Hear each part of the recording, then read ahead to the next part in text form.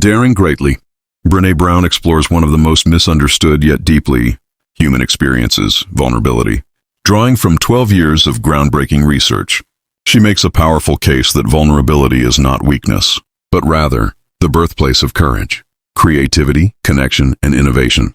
The book's central theme is inspired by Theodore Roosevelt's speech, "The Man in the Arena," which praises those who dare greatly, fail, and rise again. Brown invites us to step into the arena of life, relationships, leadership, parenting, and creativity by embracing vulnerability as a strength. Chapter 1. Scarcity, Never Enough. We live in a culture of scarcity, a mindset that there's never enough, not enough time, money, success, or love. This chapter introduces the never enough problem and explains how it fuels shame, comparison, and disengagement. Brown explains that scarcity thrives in shame-prone environments and that we protect ourselves by disengaging. The antidote to scarcity is wholeheartedness, the practice of believing that we are enough, just as we are. Lesson: scarcity shrinks us. To live fully, we must shift from "what will people think" to "I am enough." Chapter 2. Debunking the vulnerability myths. Brené identifies 4 myths about vulnerability. 1. Vulnerability is weakness. 2. I don't do vulnerability. 3. Vulnerability is letting it all hang out. 4. We can go it alone. She explains that vulnerability is actually courage in action. It's showing up and being seen when we have no control over the outcome. It's asking for help, admitting we're scared, or starting something new. Vulnerability is not about oversharing, but about being honest and open when it counts. Lesson: vulnerability is not optional if we want real connection, leadership, or love. It's the path to courage.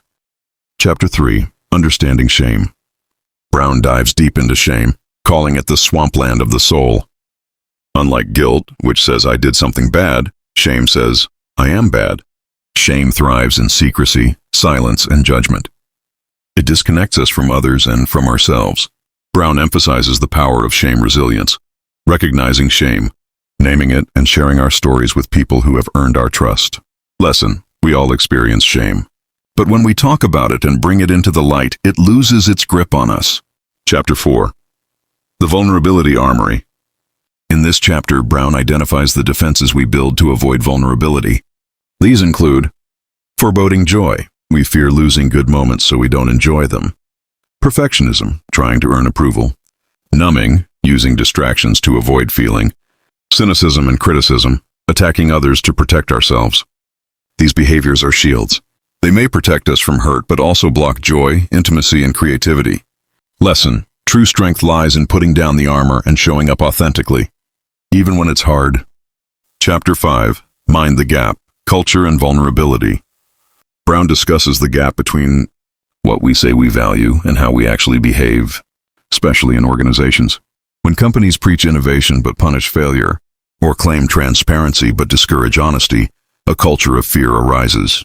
She introduces the idea of a daring greatly culture, where vulnerability is encouraged, feedback is constructive, and courage is rewarded.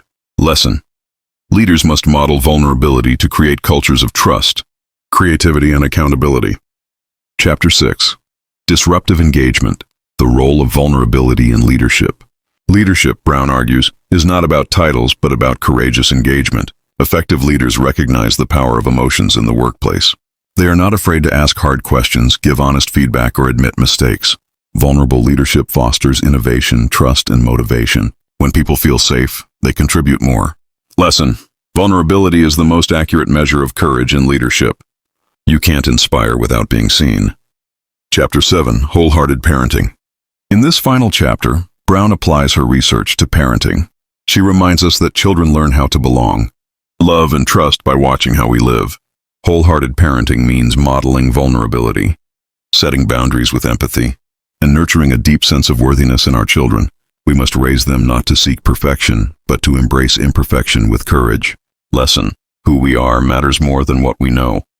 Our children need to see us dare greatly. Conclusion: what it means to dare greatly.